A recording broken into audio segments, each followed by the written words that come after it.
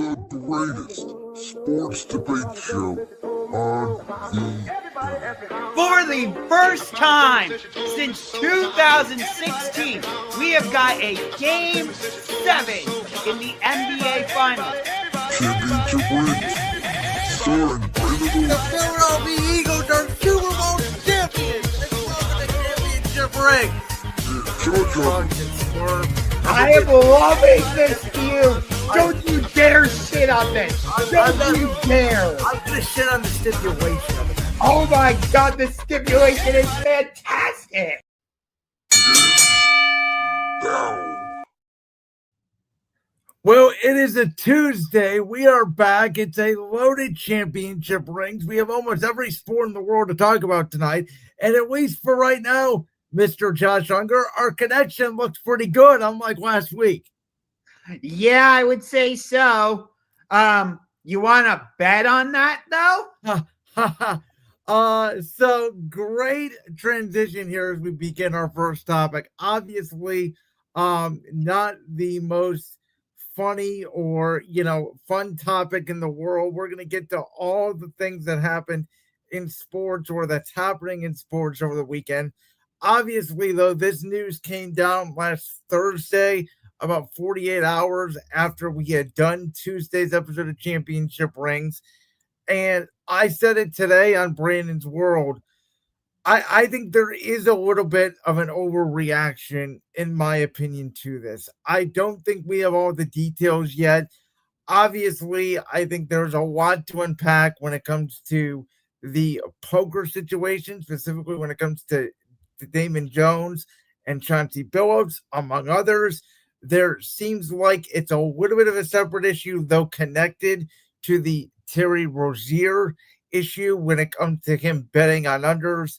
There's been a lot of innuendo and speculation that the NBA may try to ban betting on unders in general because, betting on overs is okay because you would have to try that, especially like if you're a rebound short or a point short or whatever, you can do what it looks like Terry Rozier may have done, which is purposely not play well to hit those unders. We've been seeing more betting scandals around leagues. Obviously, our own Cleveland Guardians have dealt with one this season. I think there is an overreaction to it among the national media. I don't think it's going to change the way betting is in this country. Listen, some people bet more than others. Some people don't bet at all. I have been I don't want to say gambling expert, but I am certainly more involved in the betting aspect, if you will, of sports than Josh. And I respect everybody's take on it. To me, it is on you as a person to know what you can risk. There is a reason why there is the little disclaimer at the end of every ad about betting, about the hotline. And I don't think there should be a seismic shift in how we view sports because this is the new era we live in. And I think it's quite frankly dumb on these individual parts to think they're going to get away with it because you just simply aren't.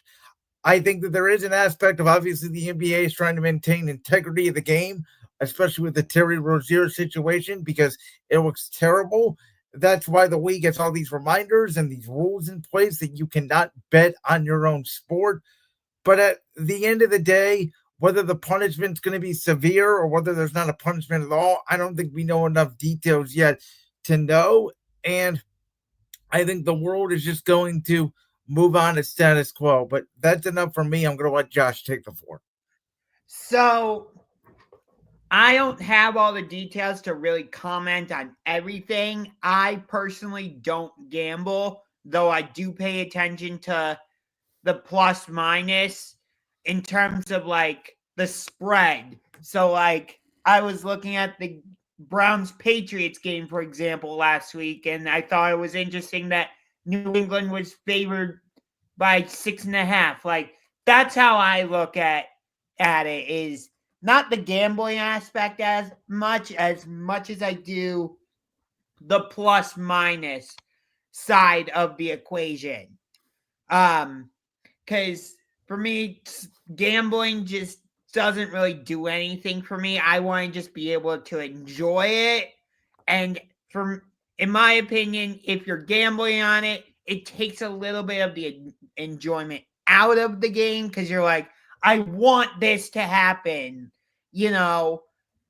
and maybe others have various opinions. I get it, but it's like if, for example, Jared Allen doesn't get 10 rebounds in a game and you lose the bet, you might not enjoy the Cavs game as much, for example.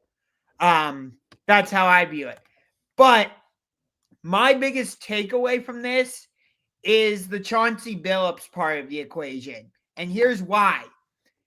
You are a finals MVP. You were on one of the best defensive squads in NBA history with that 2004 Detroit Pistons team that took down Kobe Bryant, rest in peace, Shaq, and the LA Lakers in the NBA Finals. You are a basketball Hall of Famer. You hit some of the clutchest shots in NBA history. There's a reason he got the nickname Mr. Big Shot. And you're going to throw that whole thing away because of gambling? What are we doing? So the Chauncey Billups part of the equation is bigger for me than Terry Rozier. Just because, again, Chauncey Billups won finals MVP. He was a huge part of the reason why the Pistons took down the Lakers in that 04 NBA Finals. Again, he hit some of the biggest shots in NBA history. There's, like I said, there's a reason he got called Mr. Big Shot. Basketball Hall of Famer. Current head coach of the Portland Trail Blazers. Whereas Terry Rozier, he had a nice stint with the Boston Celtics, had a few good moments, but nothing crazy. And then he goes to the Charlotte Hornets and has a nice season or two, but nothing that I can really recall. And now he's with Miami, and he's just been a good role player, not like he's not on the Chauncey Billups level, if you get what I mean. Now, to be clear, the Rozier situation happened a year ago. The NBA knew about it. The NBA said there was nothing further to investigate, and then this situation got re-brought up because of the Chauncey Billups, Damon Jones, and the other not named players, but it said specifically other players that were involved and potentially could be outside of the NBA. That part is true, yes. But like I said, the Chauncey Billups factor, I don't like, is bigger just because basketball Hall of Famer. I believe he was the MVP of that 04 Finals, if I'm not mistaken. Was. Okay. I mean, you take down the Kobe and Shaq-led Lakers. That's huge right there. Basketball Hall of Famer. But I can't say this enough. There's a reason he got called Mr. Big Shot. And you throw that all away just because you want to gamble. Why? It's annoying. It reminds me very much, and this ties directly into our next topic. I get that it's not the same situation, so I'm not trying to compare them, but this whole thing reminds me of what happened with Shohei Ohtani and his translator. I don't have all the details, so you'll have to forgive me, but I know his translator got into serious trouble, but Shohei really didn't get any type of punishment. And in my opinion, I think Shohei knew about what his translator was doing, and I think he was involved with what his translator was doing. So in my opinion, Shohei should have been suspended for the entire season. Of course, Major League Baseball wasn't going to do that because he is their unicorn and everybody wants to watch him, which I understand. But even for your biggest player, if he was involved in serious in in this type of stuff his translator was doing, I think he should have been suspended. So the MLB came out and the court came out in that situation and basically has said Shohei Ohtani did not know anything about what was going on. You remember that situation was different because they were going into Ohtani's bank account without him allegedly knowing. And as of right now, the MLB has said Ohtani is completely clear. And I don't believe that. I don't. Well, regardless, last night I admit I had to have a big cup of a iced coffee today from Starbucks because I was up till 1:30 in the morning. I tapped out about the 14th inning. So did I. Of a historic game 3 of the World Series between the Dodgers and Blue Jays, back and forth. And obviously, when you get to the 14th inning, anything can happen. It's a game both sides can win or lose at multiple points. I think the biggest thing that comes out of game 3 for me is that you mentioned Ohtani a little bit earlier. Whatever you may think of him, I think he is now undisputably not only the best player in baseball today, I would already give him the MVP, even if the Dodgers were to somehow lose this series, because I think his value now is incredible to the point where the Blue Jays have basically admitted they will put up the 4-finger hands and walk him to first base every time. He is pitching tonight, and that is a huge advantage for the Dodgers because they have a weapon to deploy. The Toronto Blue Jays do not. Shane Bieber, who is coming off Tommy John surgery, is going to have to, in my opinion, pitch at least 7 innings and give up 1 or no runs to give the Blue Jays a chance. The Blue Jays are a great team. They've proven their ability to come back. They had a great bottom of the 6th inning in game 1 to take that 1-0 lead. But this series has just shown how talented the Dodgers are. And the scary thing for Toronto is, Josh, we both said going into the postseason, the Dodgers were not going to make the World Series. It wasn't because of their talent, but we both thought their bullpen may have been the weakness of the team. And last night, they pretty much got a full game out of their bullpen, and that was followed by a complete game in game 2 by Yoshi Yamamoto, who may be right now the best pitcher in baseball going back-to-back complete games. It's going to be very tough, in my opinion, for the Blue Jays to now win 3 out of the next 4 games to win this World Series. Well, thankfully for them, 2 of those would be back in Toronto. If they can get it back there for a game 6. Honestly, tonight's a must win for Toronto. You don't want to go down 3-1 against this Dodgers team. But here's an interesting thing. Did you know that going back to 2018, every opponent the Dodgers have faced in the World Series has been from the AL East? Think of this. 2018, Boston Red Sox. 2020, the Mickey Mouse World Series, where they played it in Texas. It wasn't even played at Tampa Bay or in LA, but still, they played the Tampa Bay Rays. And in 2024, they played the Yankees. And this season, they're playing the Blue Jays. The only team from the AL East they have not yet played in the World Series are the Baltimore Orioles.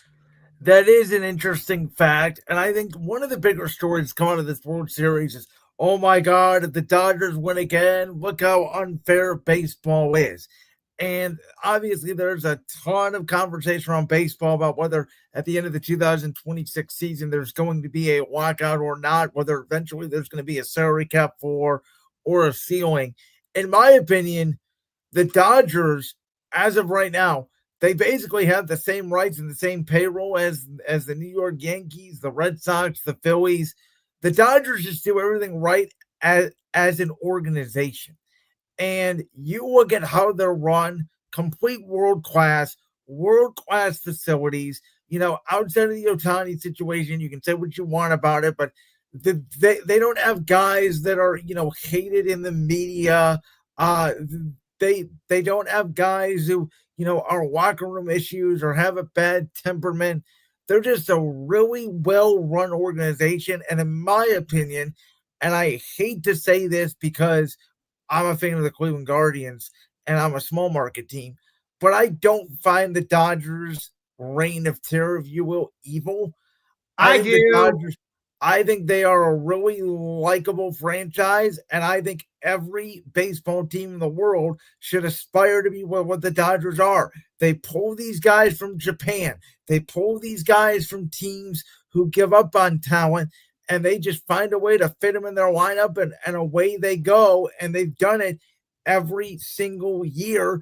It just took, by the way, the greatest baseball player to ever play, in my opinion, in the history of the game, who was in the same city as he is now, just 40 minutes away, to transform him into, oh yeah, he's probably the best player in baseball, maybe of all time, because of the way he can pitch and hit, to, oh my God, we are watching maybe one of the greatest athletes to ever grace the planet of Earth. I understand what you are saying, but the Dodgers are the evil empire. For me, they are. I don't like the way they are doing things. Oh, we're going to sign Shohei, but defer all his money. I still haven't forgotten about Chase Utley's slide from 2015 against the New York Mets, Ruben Tejada. I haven't forgotten about that. He was wearing a Dodgers jersey. Of course, since I'm a Cubs fan, we had that rivalry with the Dodgers in 2016 and 2017, where we played them in back-to-back NLCSs, with us winning in 2016 and them winning in 2017. But for me, they are the evil empire. I can't stand the Dodgers one little bit. Although I do have 3 players on that team that I actually do really like. Freddie Freeman, although I think he should still be in Atlanta, but his agent screwed that up. Mookie Betts, and of course, Clayton Kershaw. But of the 3... How about Kershaw last night, by the way? Top of the 12th inning, bases loaded, 2 outs, with all the pressure in the world on him, because that was a game at that point, whoever scored the next run was 90%, in my opinion, going to win the game. And 3-2, down and away, got him to swing and miss. I was surprised they did not deploy him for the 13th inning, that was all he pitched. Maybe they want to use him at some point in the game 7 or something if it comes to that point. But Clayton Kershaw, again, you had Clayton Kershaw and Max Scherzer last night. Scherzer pitched 5 innings. You had Glasnow go 5 innings for the Dodgers. You had Kershaw. You had Ohtani. You had Betts. You had Vladimir Guerrero. You had Bo Bichette. You had guys getting thrown out of the plate by miles. I think the Blue Jays third base coach needs new contacts or needs glasses. I don't know why he was sending all those players in extra innings. I did like the play where Vlad was able to come home and score safely just by slapping his hand on home plate. And then the following inning, this was the moment of the night to me, outside of obviously the 14-inning home run by Freddie Freeman. So Shohei Ohtani comes up to bat, right? And the Blue Jays just have a mound visit where they're talking about how to pitch to him. And I'm saying, why? Just put the 4 fingers up. It's a 1-run game. You don't let the best player in baseball beat you. And the Blue Jays, on the very first pitch after that mound visit, they throw a fastball right down the middle to Shohei Ohtani. Bang, home run, his second of the game. And at that point, it's 5-5. I mean, how, again, if the Blue Jays come back, let's say the Blue Jays win the next 3 games. Let's say they go up 4-2 and they somehow have an historic comeback. To me, I don't care who wins the series. I think the MVP is the best overall baseball player on the field, and that's the Dodgers starting pitcher / home run guy who reached base 9 times last night. That's unheard of. I don't care if it took 14 innings or not. 9 times he reached base in a baseball game. Well, the game ended up going 18 innings, actually, and it ended. That's what I mean. Yeah, 18 innings. So, on average, every second at bat, he was on base. Think about this. They played basically 2 full games last night. 2. They did. In fact, they did. Not basically, they did. It's the second longest game in World Series history, trailing only behind Game 3 of the 2018 World Series, which also went 18 innings. And that World Series, ironically, was in LA, and it was won by the Dodgers on a walk-off home run.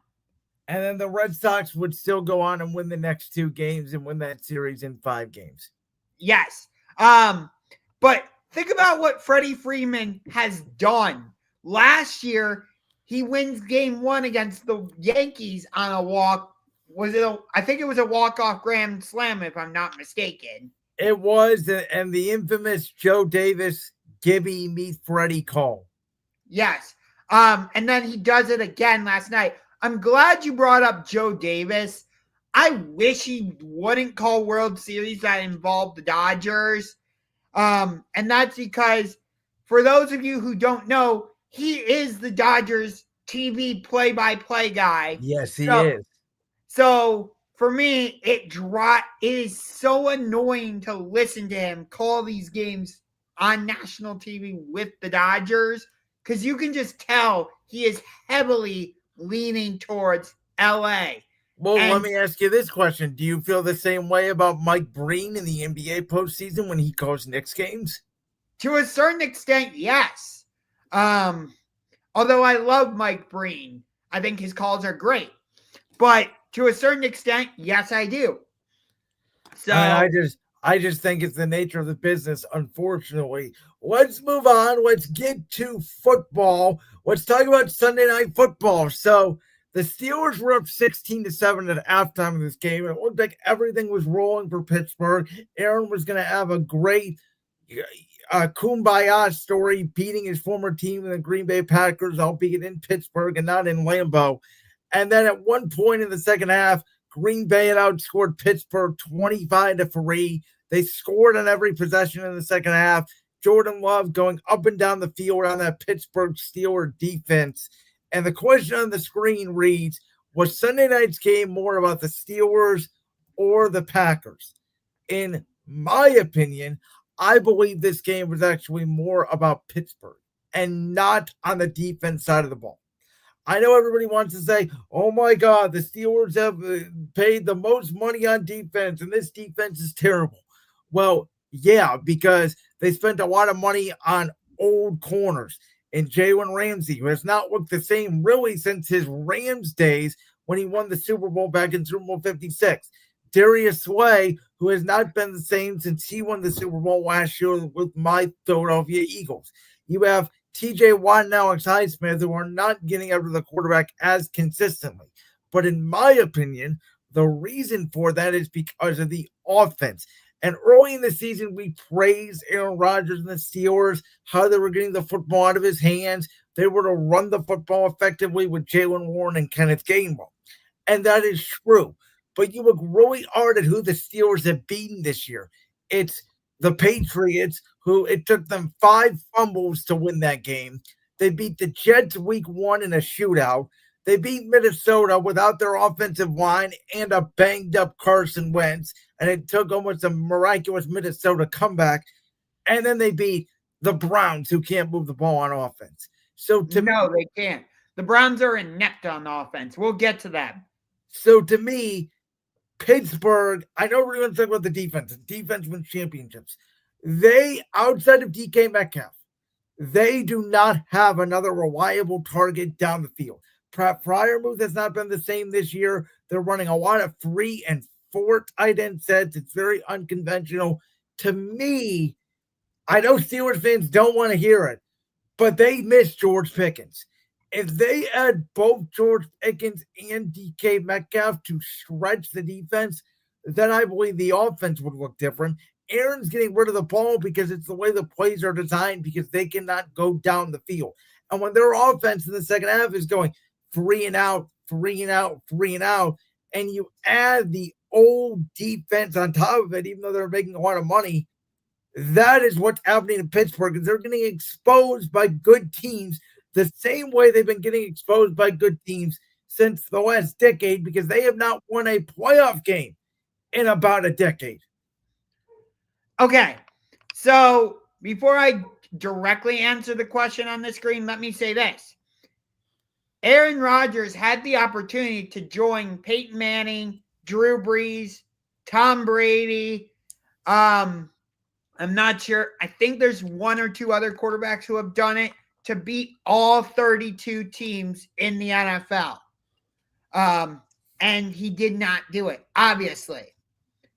But so I just wanted to point that part out, which I do find interesting. I love looking at those type of stories and stuff. Those are more of the stories that attract my attention.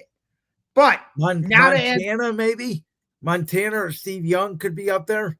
Yeah, I think there's 1 or 2 other names, but I know Drew Brees has done it.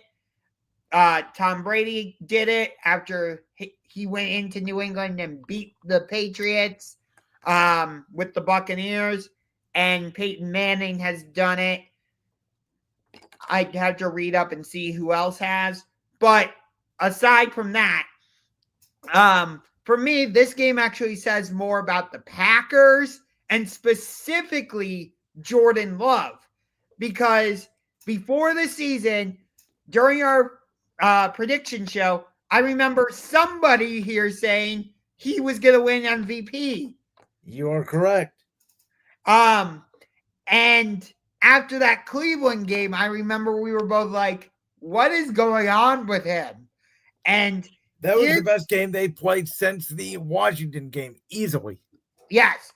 And interestingly, we were like, when is the real Jordan Love going to stand up? Because we had the first 2 games with Detroit and Washington. And then he has that game against Cleveland where he throws a late interception. I don't know why, but it allowed the Browns to win. And he's had some mixed bad games since then. So for me, it says more about Jordan Love and the Packers because it seemed like he found his groove offensively again. They were running the ball effectively, not just with Josh Jacobs, but also with Wilson. And you saw how that benefited them defensively. Micah Parsons was living in the Steelers' backfield. They had a very strong pass rush. And the Packers, for the most part, were playing very sticky man-to-man. I know they put in a bit of zone at times, but it seemed like they were mostly playing man-to-man. And I think a lot of that, let me just add, because that was not the case in the first half. I think Green Bay went into the locker room and they made an adjustment. They said, boys, these, as I alluded to earlier, these guys cannot throw the football down the field. Let's just press man. We'll live with it. They want to take a shot to DK Metcalf. We'll let him go all day. But we're going to put pressure on Aaron Rodgers because he's not comfortable when we get after him within the pocket. And Micah Parsons was playing a lot at middle linebacker, standing up over the center, not necessarily an edge. And they just took advantage of that Pittsburgh Steelers offensive line and decimated them in the second half. Do you agree with what I'm saying about the Packers offense, though? For sure. I think that Green Bay, Tucker Kraft was huge. I think the addition of bringing back Christian Watson was big because the one thing I have yet to understand about the Packers offense this year is where the hell has their first-round wide receiver Matthew Golden been? He was almost invisible again on Sunday night. That, to me, has been the part of their offense has been missing. Maybe Christian Watson gives them that element back. But Jordan Love has these games where he is very Aaron Rodgers-esque in a way, where he has some games where he looks mid, but when he gets hot, he can get as hot as any NFL quarterback in the league. I mean, he did complete 20 straight passes, tying the record of Brett Favre for most in Packer history. Yes. And ironically, until that game, the Packers had scored 27 points in their victories. And we all know what that magic number means to them because Brett was 27 when he won his only Super Bowl. Aaron was 27 when he won his only Super Bowl. And Jordan Love next Sunday will be turning that infamous age of 27 years old. Yes. And of course, I have the Packers winning the Super Bowl against the Baltimore Ravens. You have them losing the Super Bowl against Buffalo. Correct. Well, Josh, I'm sorry the pain that you had to endure in the 1 o'clock window on Sunday afternoon. Watching I don't know what you're talking about. You know how sad it is to be a Browns fan. I know know, but I'm okay. I'm just gonna cut you off right here. I'm just gonna cut you off. Go ahead. I have been trying for so long to defend Kevin Stefanski. You know how hard I've been defending him. But, like, Myles Garrett goes out and has a 5-sack performance against Drake May, who, by the way, I have number 1 in terms of my MVP candidates right now. Hot take, I don't even have Patrick Mahomes in my top 5 in terms of MVP votes right now. If you want, we can dive more into that. But that'll be a next Tuesday discussion. Okay. But, Myles Garrett goes out and has 5 sacks against Drake May, and you only muster 13 points.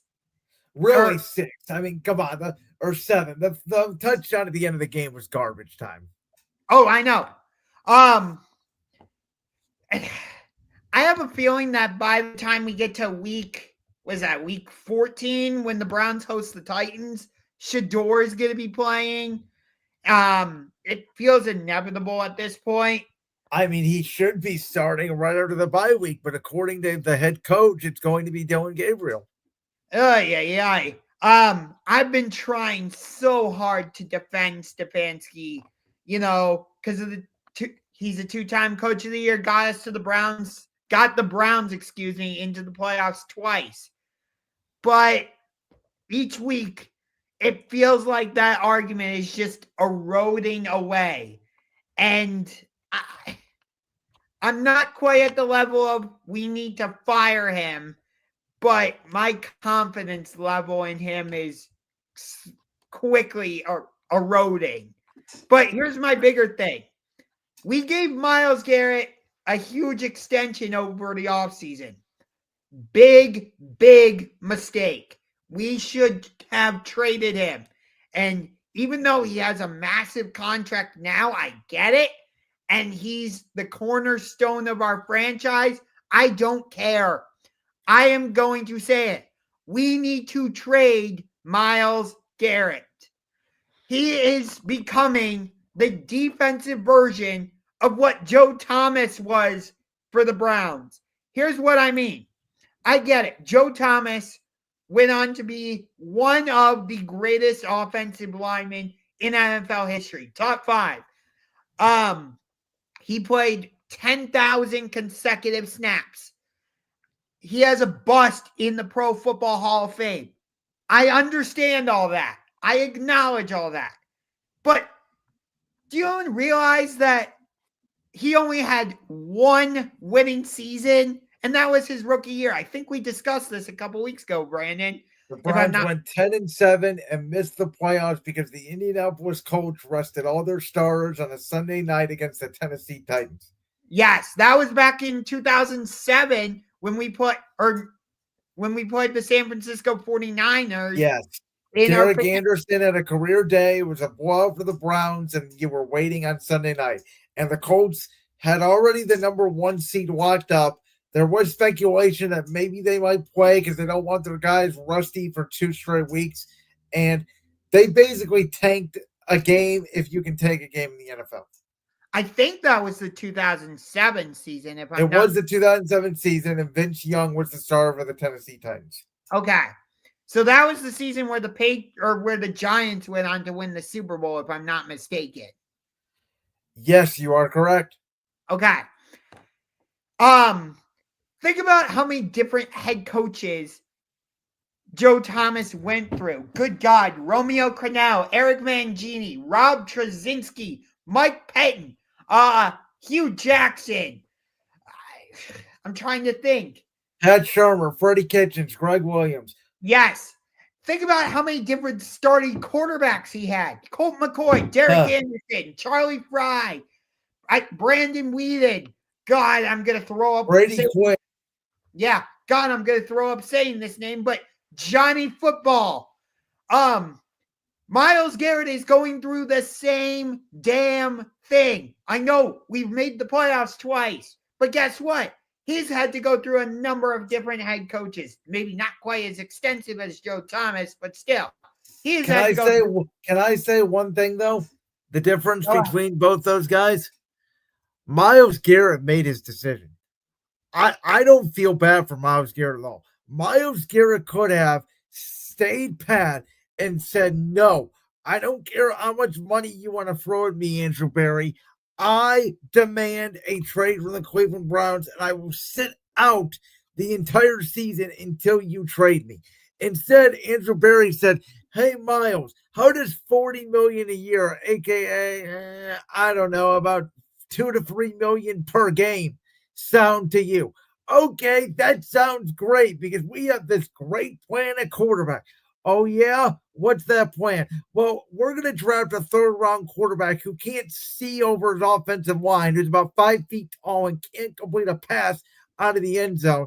And then we're going to draft a guy in the 5th round who should have went in the 1st round, but our coach can't stand him, so we're going to blackball him. Doesn't that sound like a great plan, Myles? And Myles said, where's my check? Where do I sign up? So I tried warning you this was going to happen before the season. They have talked, them being Andrew Berry and Kevin Stefanski, more about a certain predator starting a football game this season. Oh, God. More than they have about Shedeur Sanders. And I'm not telling a lie. So that, to me, this organization is a complete joke. They need to start anew. Andrew Berry needs to go. Kevin Stefanski needs to go. If you can force Jimmy Haslam to sell the team, you force Jimmy Haslam to sell the team. This organization needs a Washington Commanders-esque complete clean out to scrub the dirt that's been on these two guys ever since really the end of the 2023 season, because they somehow took that momentum that Joe Flacco gave them where they made the playoffs to deciding that Deshaun Watson's our guy, which for whatever reason, I don't know if it was a rebellion from the locker room, if it was a rebellion from somewhere, but that decision to start Watson in the 2024 season has loomed over this franchise ever since, and it's not going to get better until everybody that was involved in that decision is completely removed. Remember when I said last week, the Browns could possibly get up to 8 wins? No. So Dylan Gabriel, just put it in perspective for you, is 3rd worst graded quarterback in the NFL this year, Pro Football Focus. Do you want to take a guess who the other two are? God. Not Bryce. I'm going to say Bryce Young is not there. Tua. No. This was going into Sunday, by the way, so it doesn't count how the Dolphins somehow beat the Falcons 34-3. Okay. So Tua is not on there?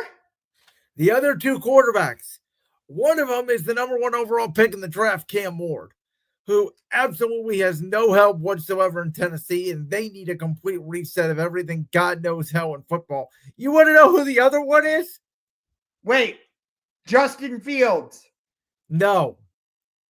Even after his owner like threw him under the bus? He's statistically better than Dylan Gabriel. Okay, that's oh God.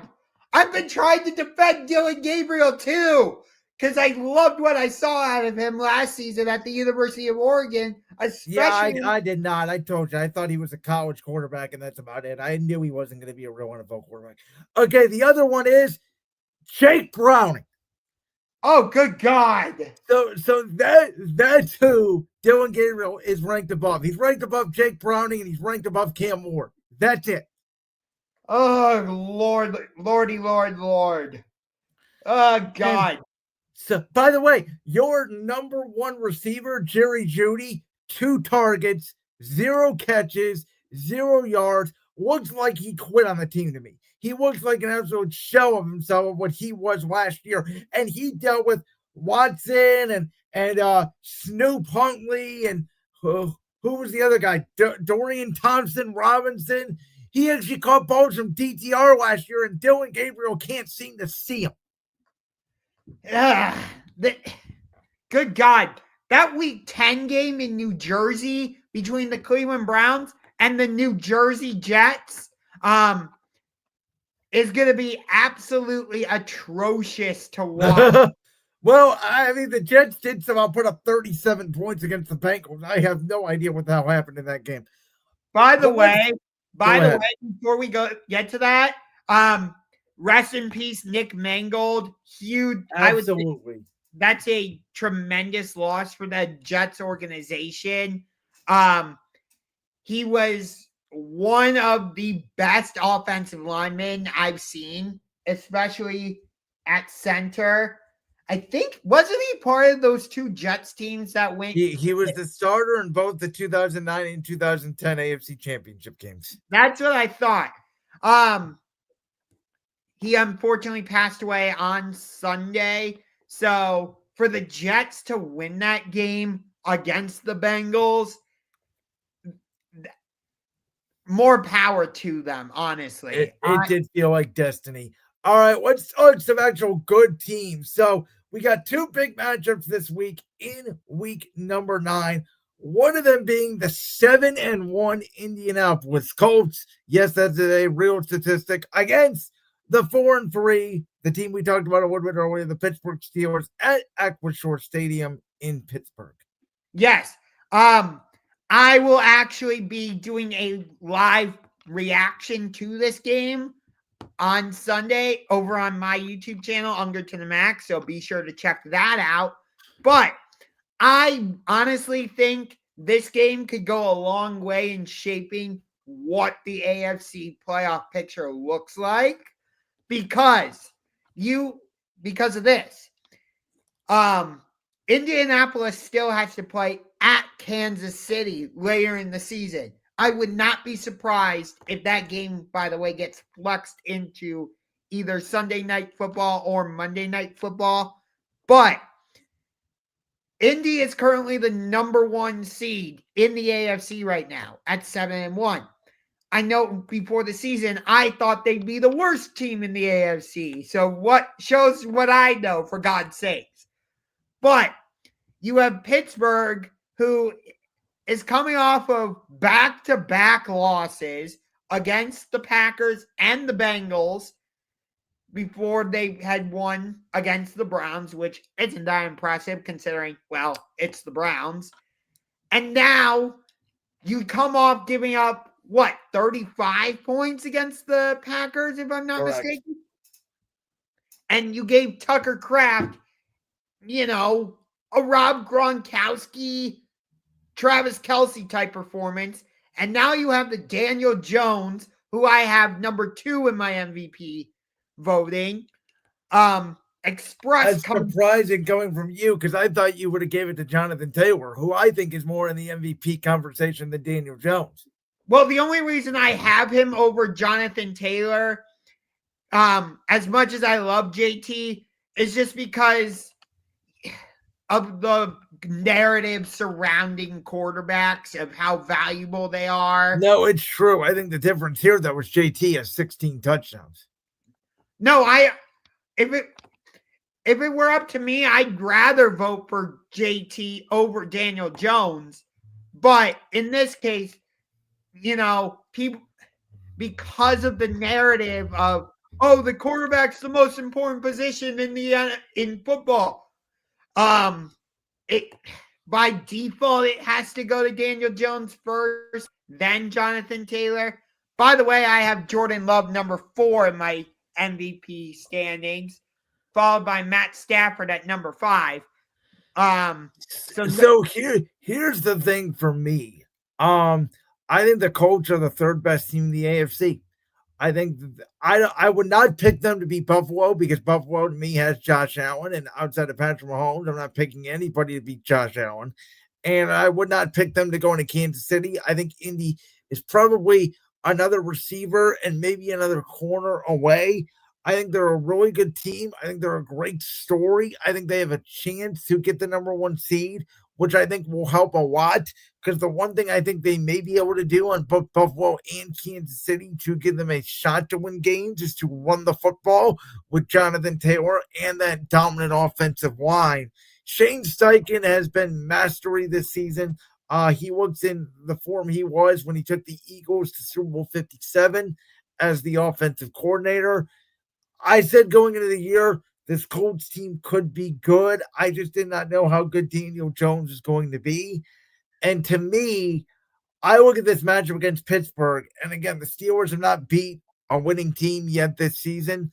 I think Indianapolis has the decided advantage on the offensive and defensive lines, and as long as they keep Daniel Jones clean, I know Pittsburgh's going to play angry. I know they're going to be mad, but we thought that the same way against the Packers. Don't be surprised if this game ends up with the Colts winning by more than 1 possession.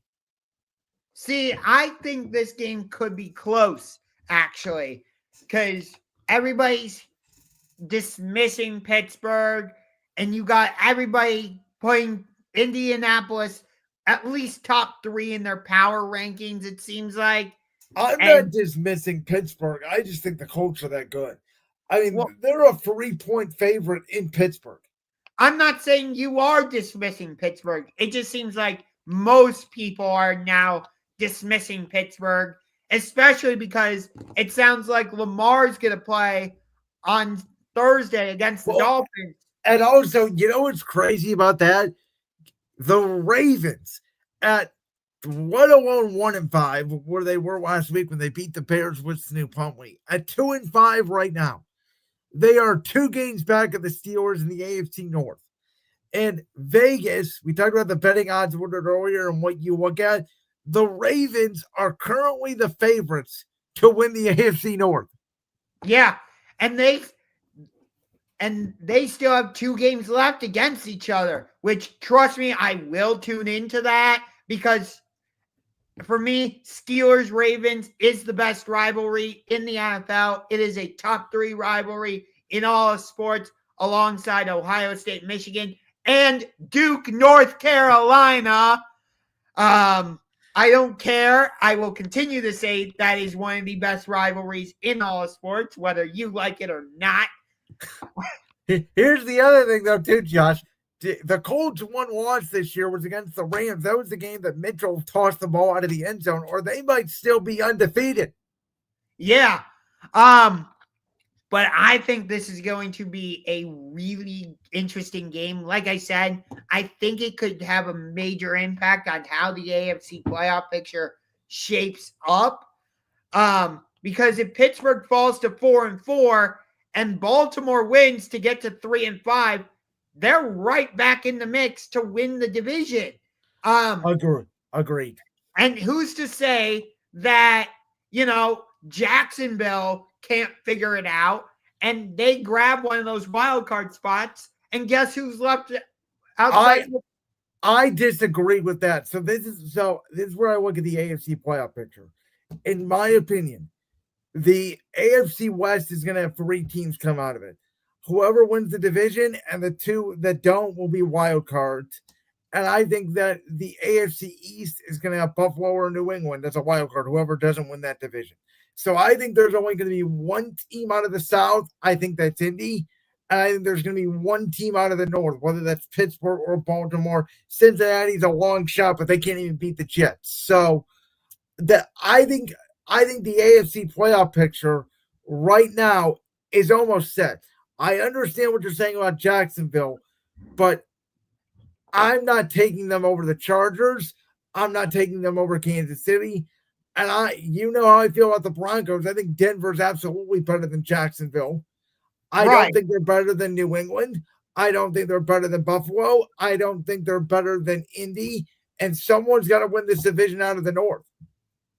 And that's why I'm saying this is an important game in how the AFC playoff picture shapes up, because I feel like Pittsburgh has to win this game to stay in the mix with someone because well, of it's not necessarily true because of the division they're in. I mean, we talked about it a couple weeks ago. 8 wins could win them this division. If they win this division with 8 wins, well, that would snap their 10-win streak, or not. They're over 500 streak. Yes, which would be really weird, but it would be and the they most. Get a home playoff win game against probably Denver or the Chargers, if I had to guess. Didn't Seattle do that a couple years ago where they won the division? And they won it at 7-9, and then they beat the Saints. That was the Marshawn Lynch game a long time ago. That's what I thought. Okay. We got to get to the big one, though. 4:25 on CBS. There's really no need to even go over this. All you football fans know what Chiefs Bills means at this point. It will be nationally televised on 100% of the country, so everybody's going to see it, regardless if you get a 4 o'clock game on Fox or not. I think, to be honest with you, if you're Buffalo, this may sound weird, you might want to lose this game, because I think the winner of this game is probably going to lose when they meet up again. I think the Patriots are a great story. They're better than what I thought, but in the playoffs, when push comes to shove, again, I would not be surprised if these two teams meet up again in the AFC Championship game. And Kansas City is playing at their all-time high right now. They're playing really good. Obviously, Buffalo got back to it, defeating Carolina this past weekend. But Josh Allen can make all the plays he wants in the regular season. I don't care whether the Bills win this game or not. I care about January 25th, when either they have to host Kansas City or they go to Kansas City. Can they beat them in the playoffs? Well, it hasn't mattered if they've played in Kansas City or in Buffalo. Mahomes has gotten the better of him every time they've played each other in the playoffs. That's what I'm saying. So to me, this game, to be honest with you, for both teams, you could say it's a big game and it's their rival and all that. It doesn't really mean much to either side. It may mean more to Kansas City because of the division they're in, because while New England has an easy schedule, they got to play Buffalo again. And I think Buffalo could still win the division if they lose. Kansas City, it's going to be, I think, tougher with the Chargers and Broncos in there battling in the AFC West. And I think Kansas City probably wants home field advantage more than Buffalo. But I don't know. I mean, I can't wait to watch it. But at the end of the day, it's going to be like, okay, these guys play. It's going to be a great game. When's the next one going to be? So here's my thing. I think this game's more important for Kansas City because if I'm not mistaken, are they at Denver next week? I believe they have a bye and then they go to Denver. Okay. So I believe their next 2 games are Buffalo this week, and then after their bye, it's at Denver. I believe you're right. And then they have another game, and then they go to Dallas on Thanksgiving. Okay. So with those 2 games on deck, at Buffalo and then at Denver, for me, this game is more important for Kansas City because of what you mentioned, the division they're in. Right now, the Broncos are winning the division. Well, you have a chance to play them in, what would that be, 3 weeks? 2 weeks, something like that? Well, it'd be from week 9 to week 11, so 2 weeks. Okay, so you have a chance to play them in Denver in 2 weeks. So you want to have as much momentum as you can. And I know they beat the Raiders and they beat the Commanders. Whoop-de-freaking do. You have won those games at home. Jaden Daniels wasn't even playing for the Commanders, and they only scored 7 points, even though they created 2 turnovers in the first half. Here's the thing, though. They didn't blow out anybody last year. How many times did we say, oh, the Chiefs got lucky. Oh, the Chiefs got lucky. Oh, they should have lost this game. Well, this year they're not getting lucky. They're just beating people up. Yeah, and if you remember, after that Jacksonville game, we were like, well, what's wrong with Kansas City? Well, we didn't really say that. We said we were going to start asking the question if they lost to Detroit, and that's when this run started. They completely took apart the Lions on that Sunday night game. Yeah, they really did. And yet it seems like Detroit has had a resurgence since that game, but we're not talking. The Lions are always good at home. That's the difference with them. Yes.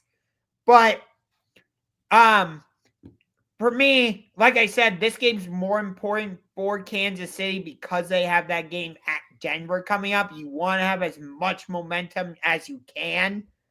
But by the same token, Buffalo needs this game equally as bad because they're trying to keep pace with the New England Patriots, who I understand what you're saying, that Buffalo still has a chance, but because New England already went into Buffalo and beat the Bills, and the Bills still have to come to Foxborough, I think I think New England is winning this division. And Buffalo's going to have to go through the wild card if they want to get to where. I disagree. I think even if the Bills lose this game, they may lose one other game the rest of the year, which would be probably Philadelphia week 17, because I think they will get revenge on New England in Foxborough. I don't see New England. I mean, it took New England forcing uncharacteristic Buffalo fumbles and an insane game by Stephon Diggs for them to beat Buffalo. I'm not saying it's that they can't. I'm saying it did take a lot for them to do so. Can they do it again? I'm not sure they can. I think they have found a formula. Yes, they need to improve their offensive line. You can't be giving up 5 sacks to one guy. And here's the thing. This is the one thing I'm worried about the Patriots. They're beat outside of Buffalo. Again, give them all the credit for the Bills win because they deserved it. The rest of their wins have mostly come against tomato cans. That part is true. We're going to get a true taste of who the Patriots are when they have to play at Tampa Bay. I know the Buccaneers will be without Mike Evans, which is unfortunate. I love Mike Evans. They are still easily a top 3-4 team in the NFC. 100%. And that game's in Tampa. So we will definitely learn a lot about the Patriots in that game. But like, it's Josh Allen and Patrick Mahomes. It is must-watch TV. You know it's going to be a great game. I love that it's with Nance and Romo again. I'm surprised that this matchup has always been on CBS. Well, part of it's because CBS protects it. They get one game to protect every year, and this is the game that they protect. I'm not saying I don't like that because I love Nance and Romo on the call for this game every time, but I would love to see this game be on Monday Night Football once. Personally, I mean, they were on Sunday night one time. I'd love to see it on a Sunday night again. I don't know if I can handle Chris Collinsworth talking about both of these guys. All right. My head might explode. Let's get to our top 5 games now of week 9. So I'm going to go first. There's a lot of interesting matchups this week. It's a weird week for me personally because, well, the Browns and Eagles are both on a bye, so I don't really have a dog in the fight this week. I sort of get to chill back and watch all the games.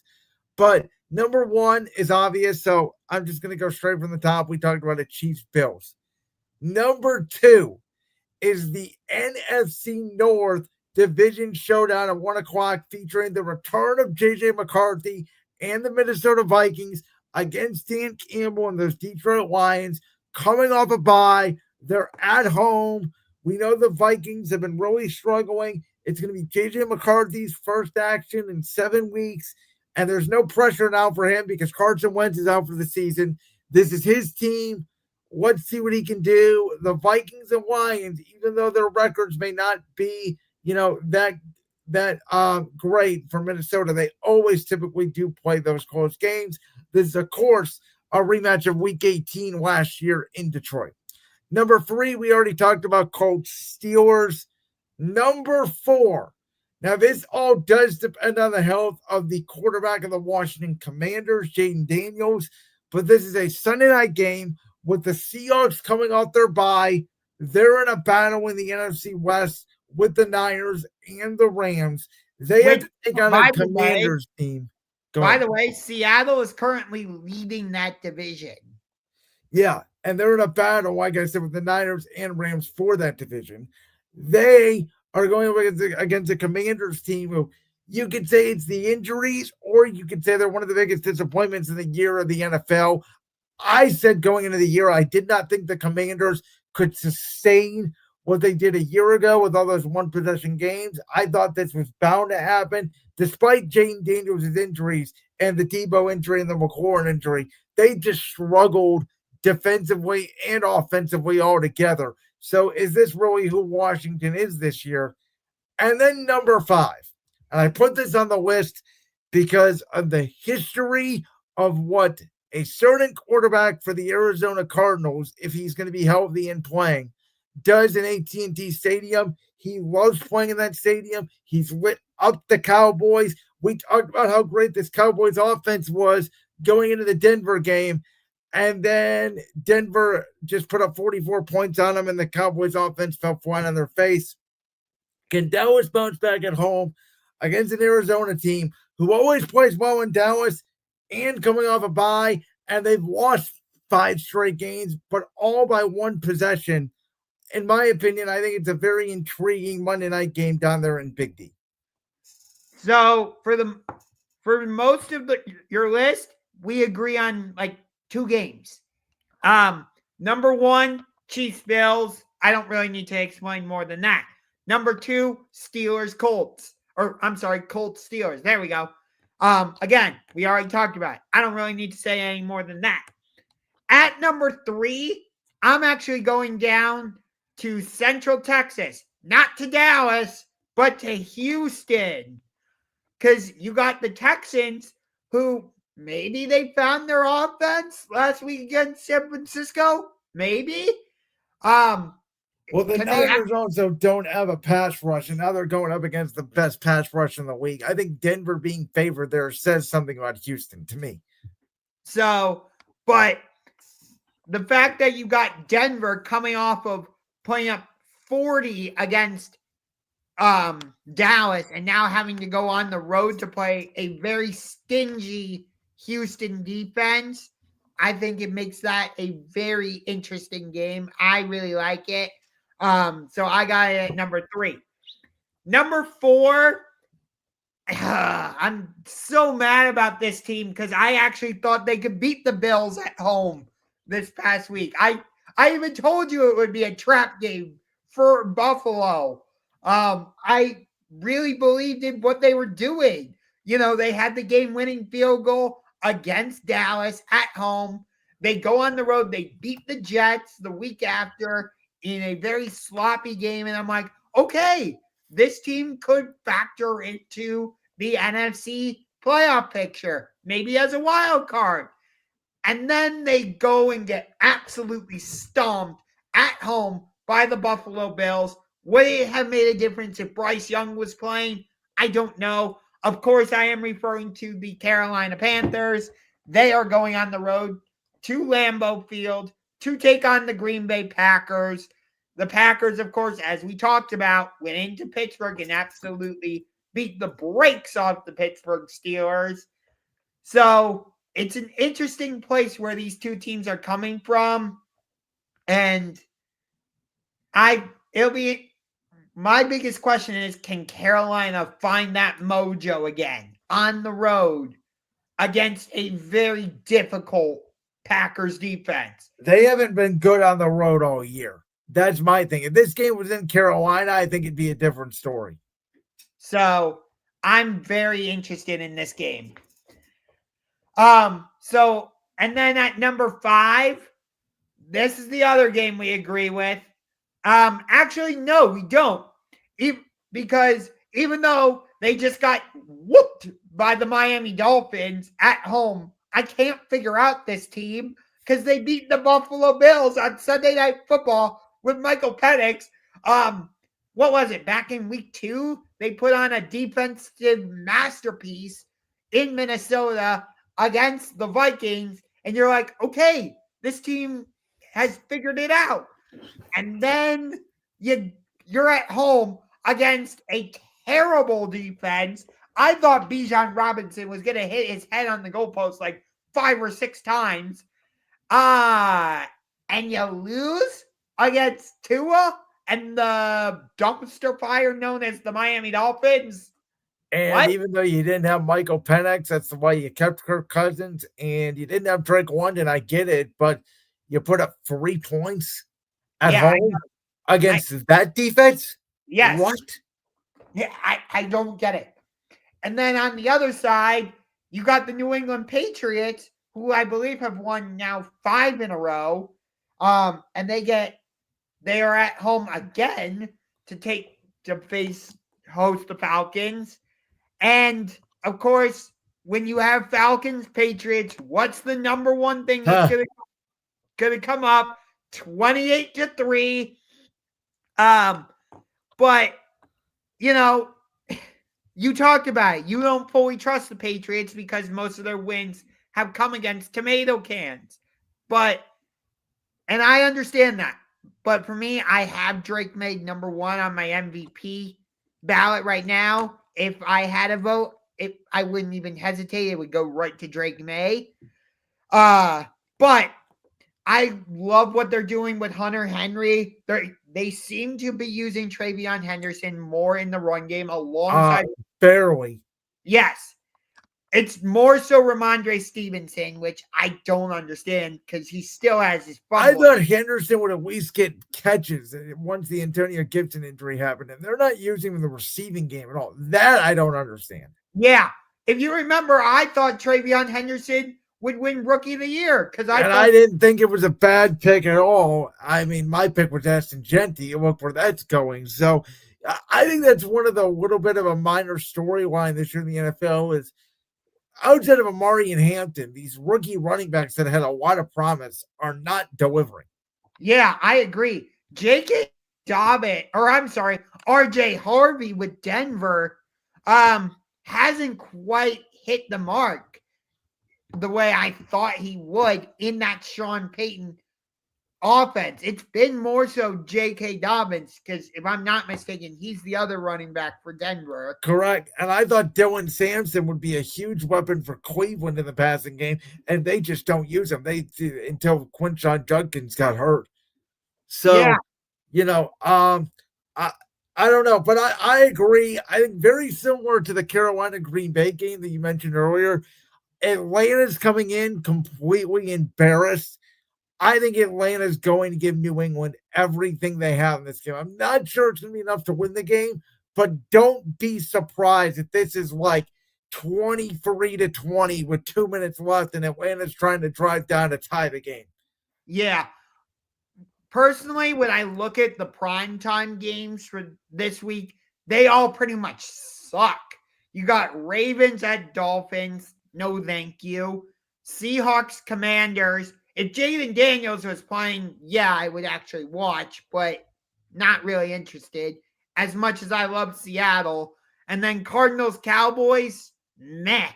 Not really. Well, speaking of someone who's fun to watch, Josh, you may have called it during our NBA prediction show.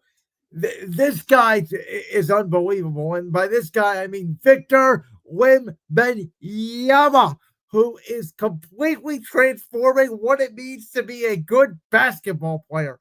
Because, my God, this guy, are we sure he wasn't created by artificial intelligence?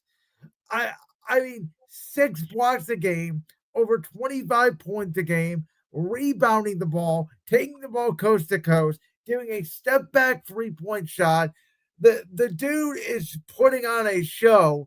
I know it's only 3 or 4 games into the NBA season, but we may already be looking at giving this guy the MVP if he stays healthy. I mean, this dude's unbelievable. I can't wait to see him go against Jokic. I don't know when the Spurs play the Nuggets. I don't know either, but I'll tell you one thing that's going to break the internet: when Victor Wembanyama blocks Jokic and sends Jokic to the floor, because as great as Jokic is, he can't jump. I think it'll break the internet more so when Victor dunks over Jokic. So I've been thinking about this. So we've had this discussion between who's the best player in the world: SGA, Luka, Jokic, Wemby, name all these guys. There was a time about 10 years ago where LeBron was highly regarded as he's no doubt the best player in the world. But then we had players like Steph Curry, who changed the game, and Kevin Durant, who was an absolute assassin, especially when he came over to Golden State.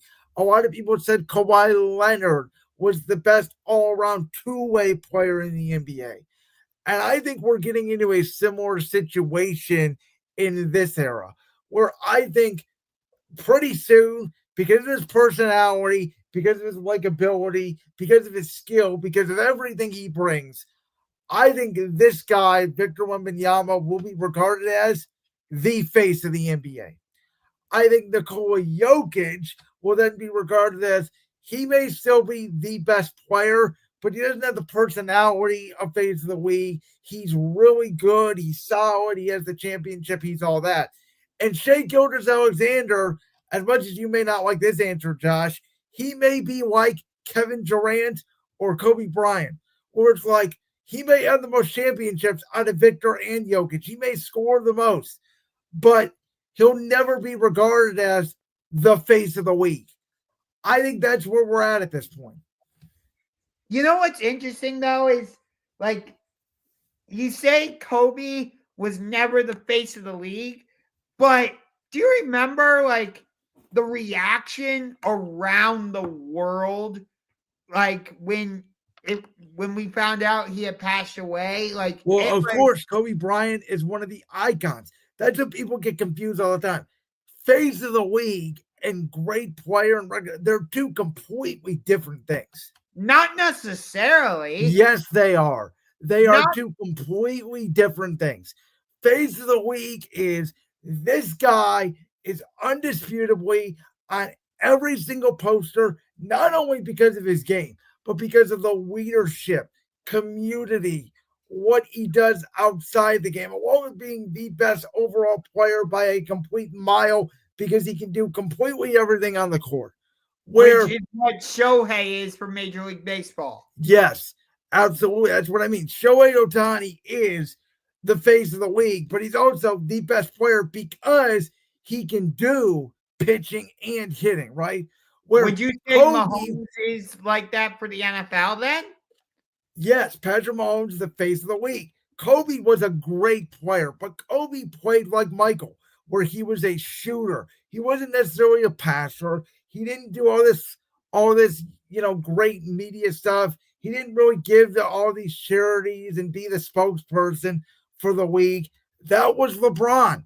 Kobe sort of took a backseat to LeBron in terms of marketing. Just Kobe overall won more championships, but LeBron was always viewed as, that's the guy, because he does something that Kobe can't do.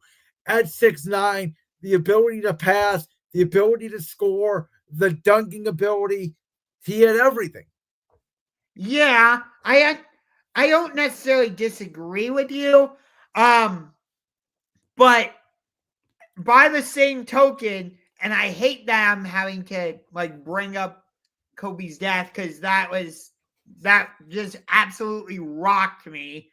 Because he was one of the players that really turned me into as big of an NBA fan as I am.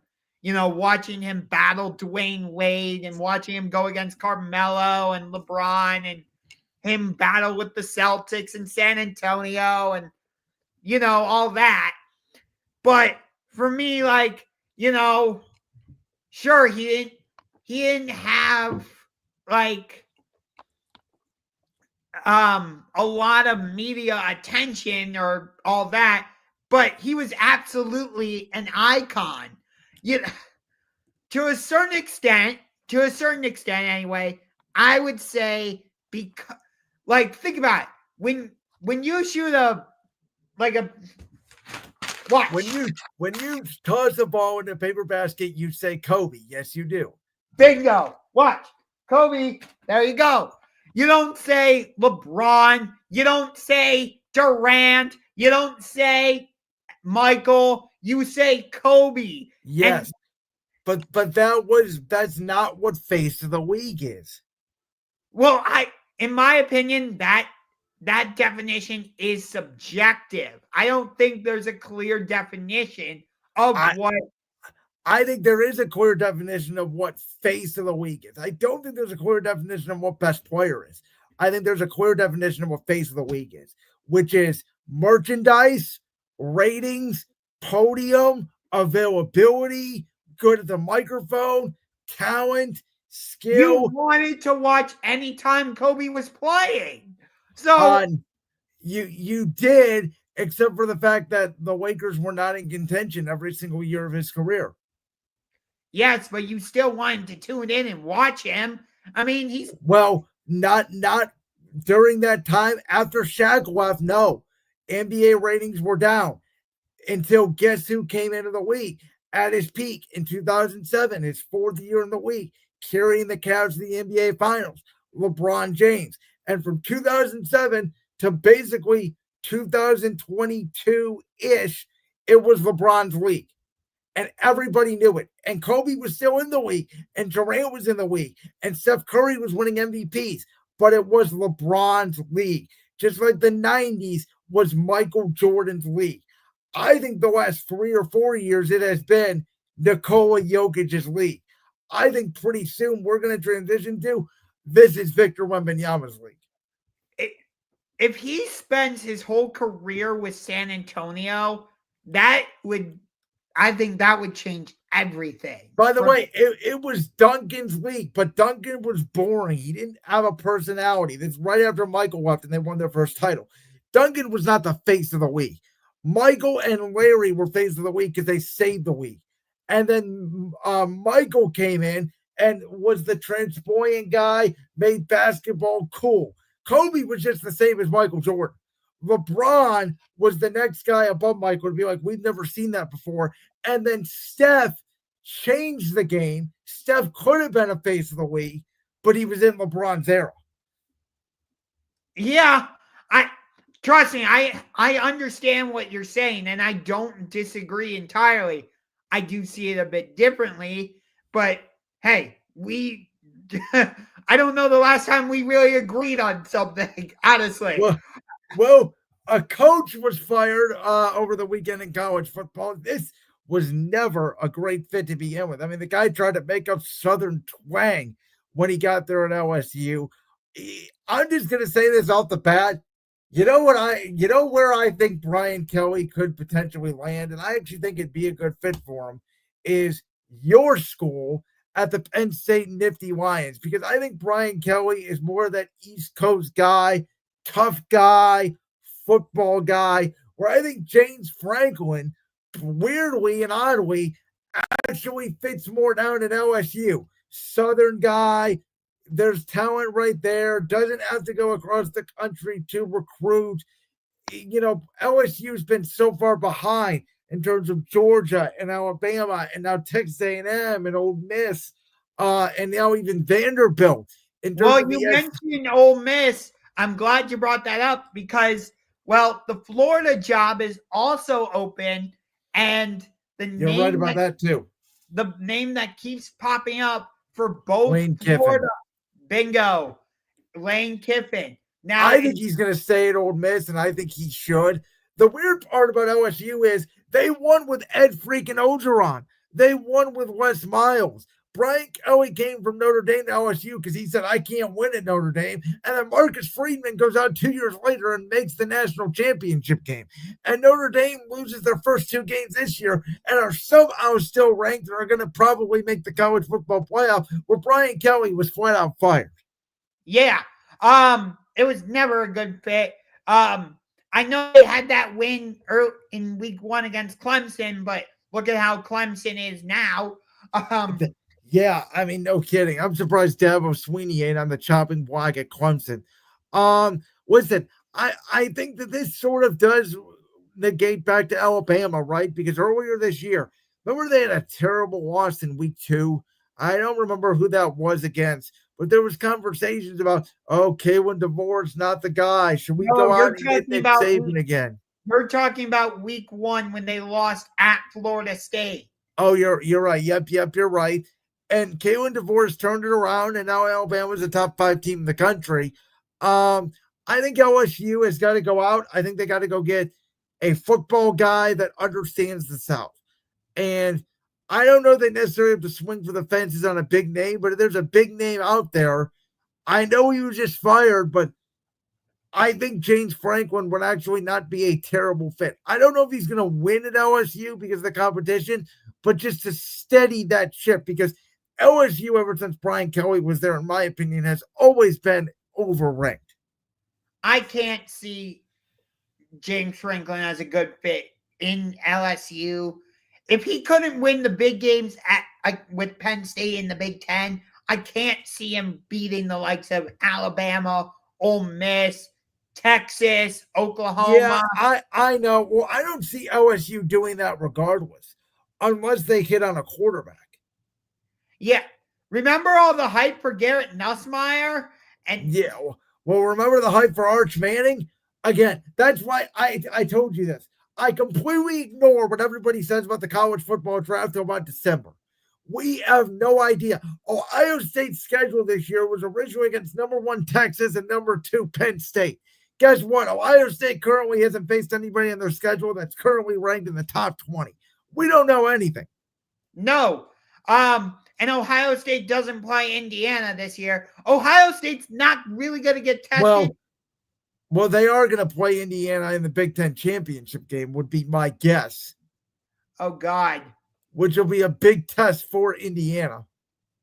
Penn State should bring Charlie Weiss out of retirement. Oh, I completely disagree with that. When's the last time Charlie Weiss coached anything?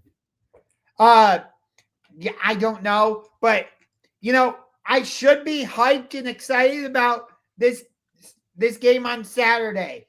Penn State at Ohio State. Nah. Ohio State's going to smash Penn State by like 30.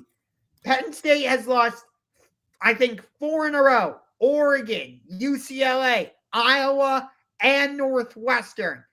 And now you expect them to go on the road and beat Ohio State? No.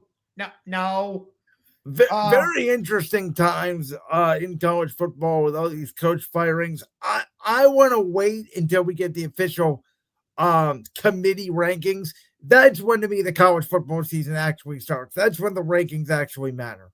Yeah. The rankings, the first official rankings come out next Tuesday, I believe it is. I believe you're right on that. It may come out during the show. We got one last topic. I specifically wanted to talk about WWE Saturday Night's main event on Saturday in Salt Lake City, Utah. We have not talked about wrestling since maybe before Crown Jewel, I think. Yeah, we were previewing Crown Jewel. It's been a while. So Seth Rollins' injury happens. Josh, one of your favorite wrestlers, if not your favorite wrestler. Obviously in that coast to coast to Cody Rhodes. The vision turns on Seth Rollins the following Monday on Raw, completely unexpected. That leads us to this CM Punk Jey Uso World Heavyweight Championship match, because CM Punk won a number 1 contenders match. We already beat Jey Uso. Jey Uso then wins a battle royal next week. In my personal opinion, I like this card because I think there are so many different scenarios, because we have both complained, and you especially, about why you don't watch WWE because everybody is interfering everywhere and there's so much predictability. I think they are setting this up for, I don't know what the hell is going to happen. I think there is a world where CM Punk wins the World Heavyweight Championship. There's a world where Jey Uso does turn heel and does put on his inner Roman Reigns and wins the World Heavyweight Championship. I love the scenario of maybe the Vision comes out. Maybe it's LA Knight. Maybe it's Jimmy Uso accidentally getting Jey Uso disqualified. And they say you can't win the championship via disqualification. And there's no champion that walks out of this situation. I think there is some scenario, and they're not going to do it, though I would personally do it at this point, where in the main event, Cody Rhodes' anger towards Drew McIntyre gets the best out of him, and Randy Orton comes down, and he accidentally screws Cody Rhodes, and at the end of the night, Drew McIntyre's hand is being raised as the new undisputed champion. I think there are so many scenarios involved with these two main event matches. I personally am in love with the direction they're headed because I don't know what to expect. I have no idea. Do you remember when Roman Reigns was being thrust down our throats constantly and we were all just like sick and tired of it?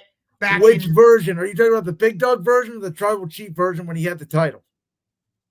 Big Dog version, when like WrestleMania 32, he kept being put in WrestleMania main events. He won a couple. That was the Vince McMahon era, I believe. He main evented WrestleMania 31 against Brock. Then he main evented WrestleMania 32 against Triple H. Then he main evented WrestleMania 33 against The Undertaker. Then he main evented WrestleMania 34 against Brock again and lost. Then he took off for cancer, basically. And then he comes back as the Tribal Chief. Yes. But I am talking about the Big Dog version where, as you illustrated, he main evented WrestleMania 4 times in a row. And it felt like he was just being forced down our throats and we didn't want it. Remember? Like, he never really got the fan support. Yes. It feels like Jey Uso is going through the same thing. Like, I was fully behind Jey Uso. Remember, I predicted him to win the Royal Rumble. And he did, and he went on to win the World Heavyweight Championship and have a respectable reign, even though it ended shockingly to Gunther on that Raw. He did have some title defenses, and listen, I get where you're going with it, but also Jey is still getting over with crowd reactions. It may not feel like it, but the noise in that arena is still all yeeting. His entrance is still over like crazy. I know. No, I understand that. But it's just like, why is he in another title match? Like, I would have preferred CM Punk versus LA Knight. Like, they've been having good in promo battles. I like that it seems like they're giving us that feud of Punk versus LA Knight. And then it's, oh, no, we're going to put Jey Uso in this match. And I'm like, why?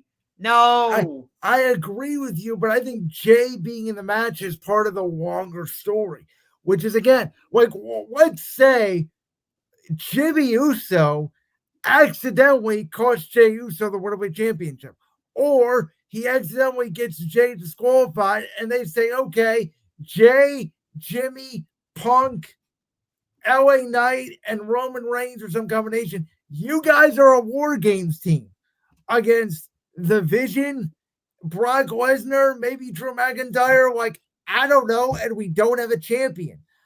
I've seen an idea thrown out there where it's like, maybe they don't crown a World Heavyweight champion at all, and maybe John Cena's last opponent is for the vacant World Heavyweight Championship. Let's see. I was at the Rumble in Houston when Edge's music suddenly played and shook everyone watching at the next big event. Who the hell is Nathan Jones? Yeah, I don't know who Nathan Jones is. But by the way, thank you for watching tonight. If you don't know, Edge is my favorite wrestler of all time. So thank you for watching. Yes. By By the way, I think he is off AEW programming right now because he is filming a Percy Jackson movie. Yeah, did you see? I know this is completely off topic, but we might as well talk about it for a second.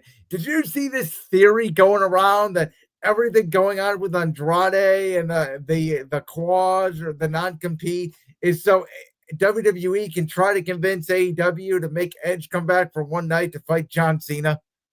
I have not seen that. But I do know they've been playing those teaser vignettes, and most people think it's Jericho. You know what? Well, no, they already revealed it. Did you not see it? No.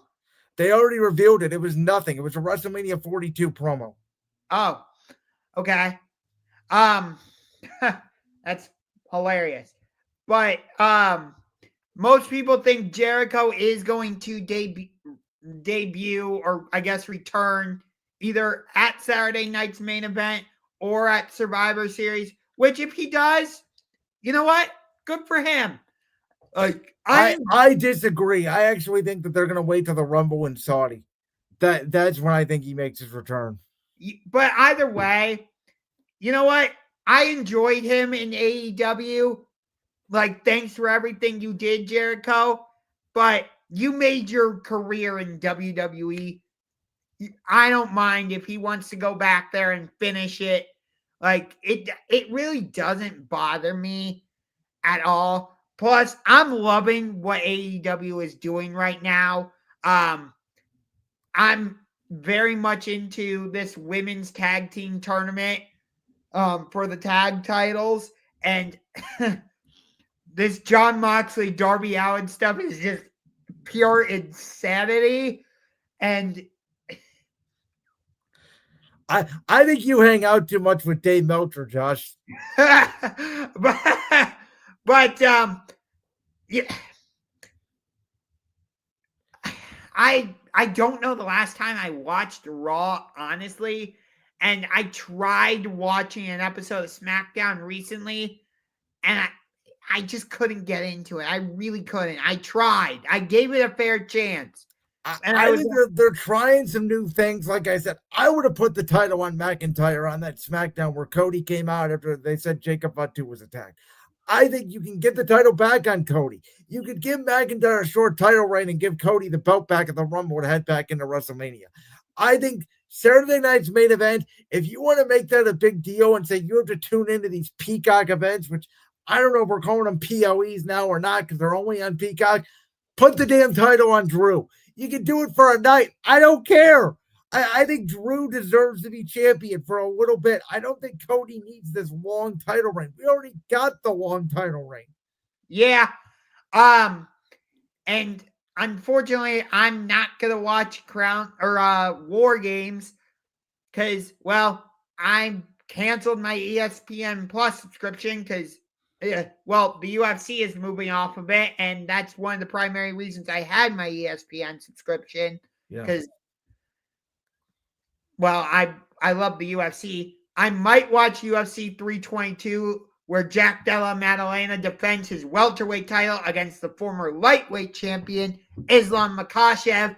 And you also have a flyweight title where the current champion, Valentina Shevchenko, defends against the former strawweight champion, Zhang Weili. 2 super fights in the world's most famous arena, Madison Square Garden, UFC 322. It is going to be a must-watch event.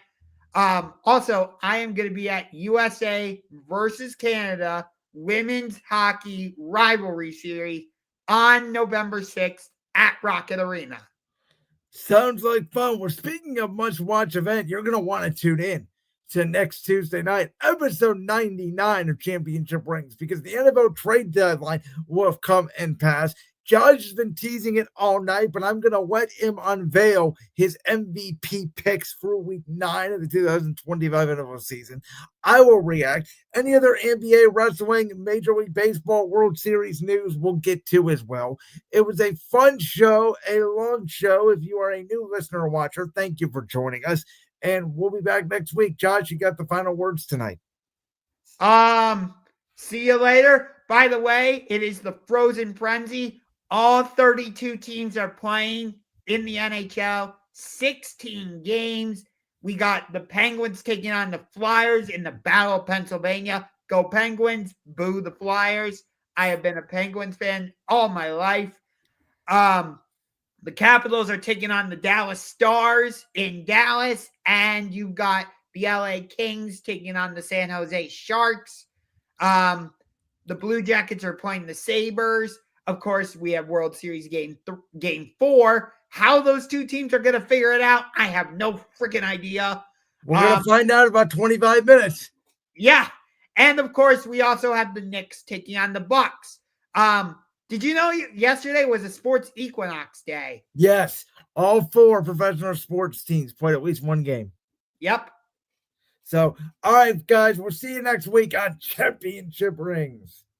College basketball is back next week.